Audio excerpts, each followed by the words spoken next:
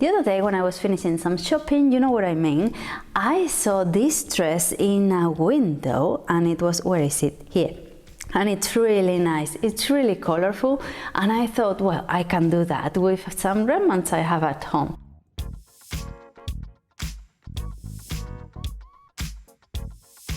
So I'm going to do that, and so you feel like doing it. It's not going to be with any patterns, it's not going to be with your block of measurements, it's just going to be following a t-shirt you know fits you nicely. So we're going to clone clothes and we're going to do it for almost no money at all. So I have 4 pieces of remnants. One of these is this nice cotton, have you seen it before? That was left from this dress, which I could have added it because just a bit more ruffle doesn't hurt anyone, a bit more gathering. And you can see I've worn mine because it's faded from the washing. And the rest are 3 really nice viscoses that I got for really cheap. So stay with me, and at the end of the video I'll tell you how much I spent and how long it took me to make. The dress is going to be really simple to make. It's ideal for beginners, and it's going to be like the one I'm wearing more or less, which is as well the idea for this winter one I made with a not longer sleeve, it's just a 3/4 sleeve, which I love. But these two are midi dresses, and the one I want to make is just above the knee length. So it's going to be ideal. I could make it short sleeve as well, because here in Tenerife I could wear it a lot, but I think just a 3/4 I quite like, because I can wear underneath jackets and it's not as heavy to wear, so I can still wear it a lot, and I haven't got anything similar.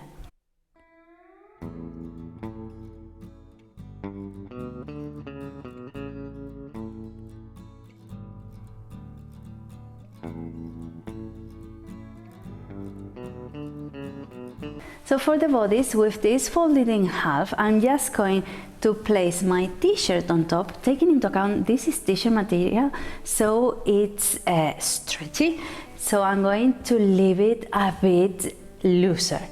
That's important.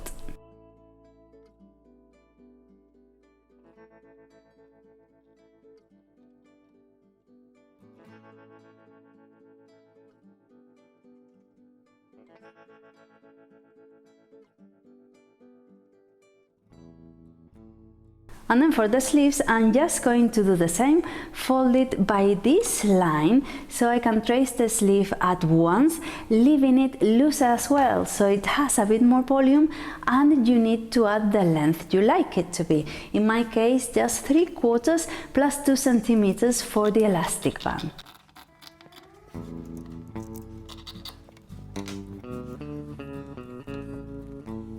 And then the neckline, what neckline to leave? I'm going to leave it like this one, sort of boat neckline, which goes through my head. That's important, without any ponytails. So take that into account. You can always add a button or something, but with this it should be okay. And for the ruffles, measure yourself. I'm going to leave the bodice right on my belly button, so from there to your knee you need to measure how long it is. So mine are going to be like 17-18 centimeters with the seam allowances, and then I'm going to take into account that the one at the bottom needs to be a bit longer because it's going to have a double hem. And the width, how wide do you need your ruffles to be? Of course, wider than what you're going to sew it on.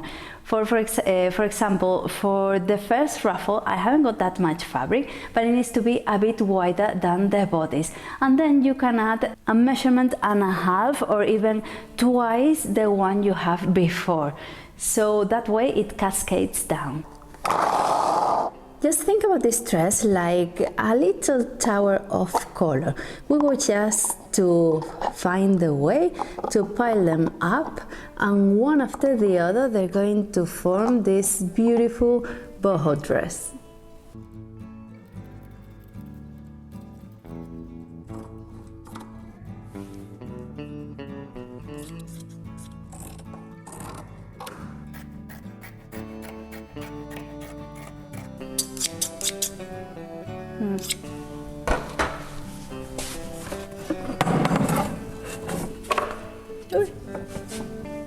acá el chiringuito.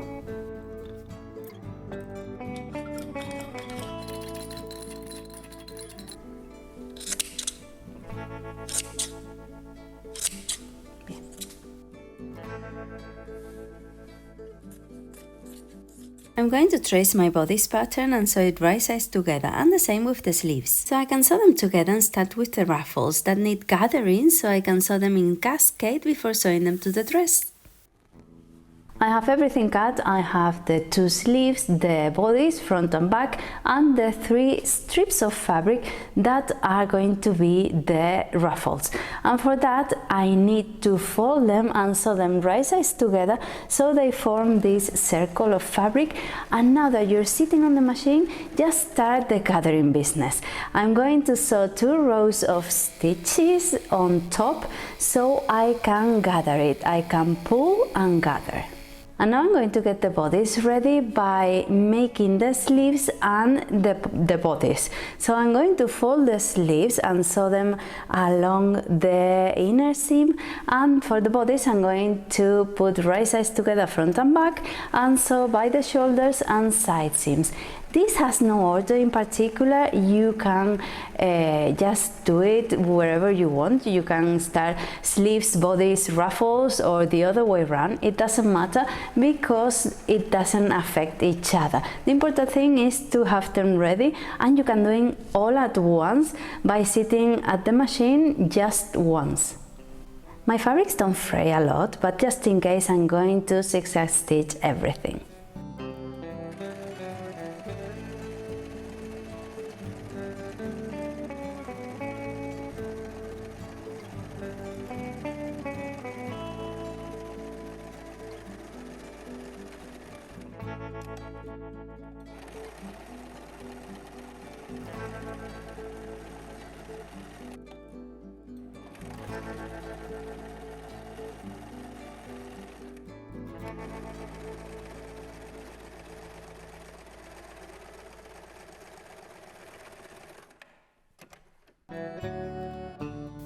With the bodice front sides out and the sleeves right sides out, I'm going to sew them together by pinning them all around the armhole area, making sure the seams are matching and the top shoulder bit is halfway there.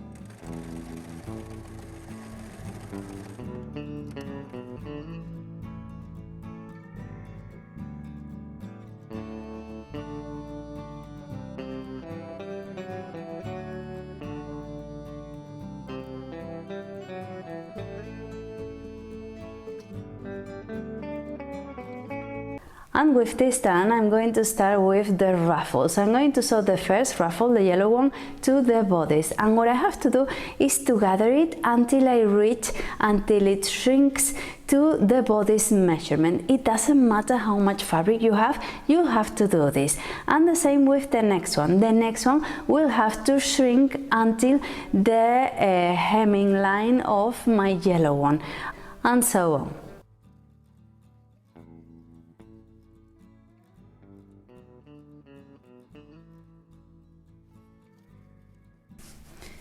I definitely need the gathering foot.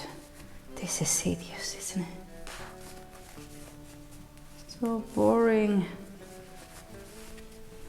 Some people have told me it doesn't really work, or they don't get the hang of it, but it must be better than this. To make your gatherings, you don't really need a measurement. You just need to gather your fabric so it measures the same as the panel on top. So it's not difficult at all. You just need patience, and once you have it, you just start making sure it's all more or less the same all along it, so it looks nice and neat.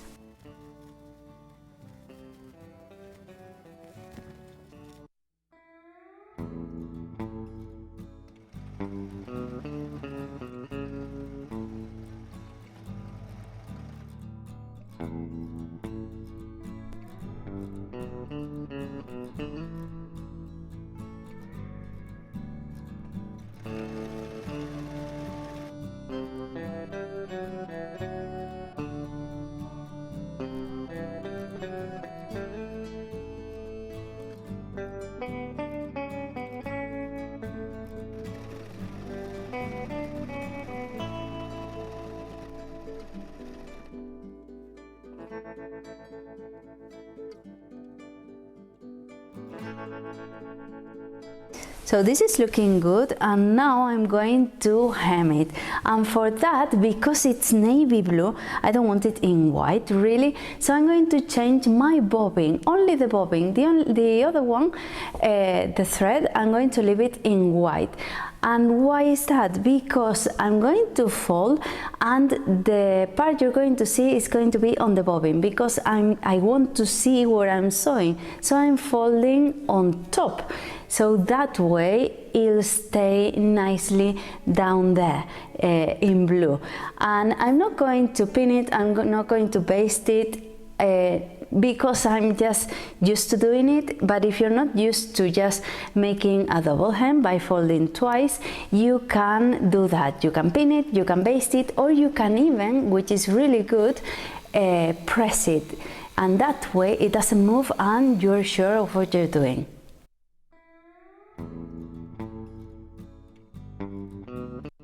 This is looking great. I've never done that before, and I think it's a quick way of doing things. And because it worked, I'm going to do the same with the neckline. I'm going to change my bobbin to a turquoise, sort of greenish color, and do the same. And the thing is that the neckline is a bit rounded, so I'm going to fold and leave the shape of it. Give it the shape, not straight it, because I need it to stay nicely and rounded. If not, it might get wrinkles or be a bit tight, and you don't want that.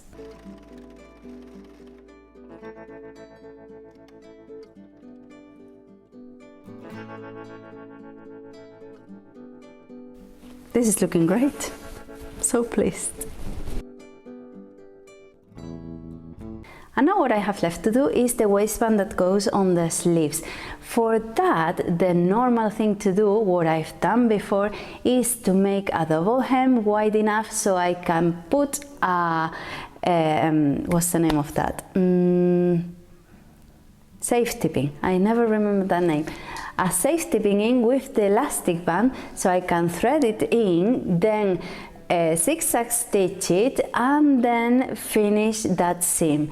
So that's lots of steps, and apparently there's a quicker way, which is placing the, well, which is first measuring yourself, that's important, and measure yourself, this is a really good tip, with the elastic band. Don't measure yourself with the measuring tape to put an elastic band in anything, because you never know how stretchy it is or how tight it's going to feel. So the best way is to do it with the thing. So after that, I'm going to zigzag stitch it to make a circle, and I'm going to pin it to my sleeve. I need 4 pins that I'm going to measure in half by pulling a little bit and pin it. And then with my pin cushion quite close, because we're going to take off and put the pin back on again a few times, we are going to hold one and fold it twice, like we're doing the double hem, and then pin again. And the same with the other 3 points. And this, what it gives us is that now we can sew it with a straight stitch and everything will be cased in, so you don't have to do anything else with it.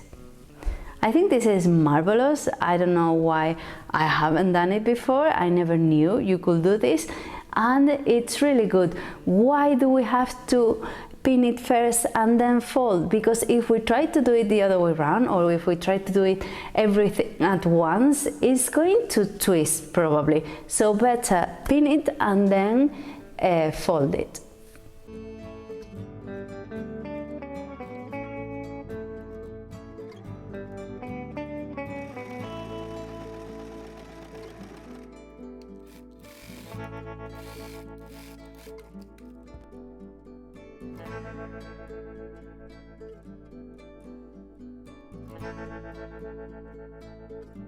And just look at this. This is amazing, eh?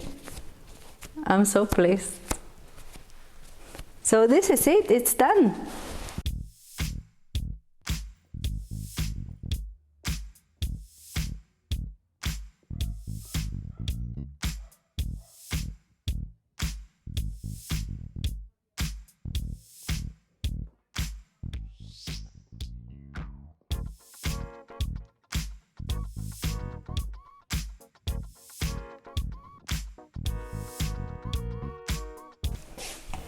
Well, this is colorful, isn't it? I love how it turned out, and I love this kind of dresses.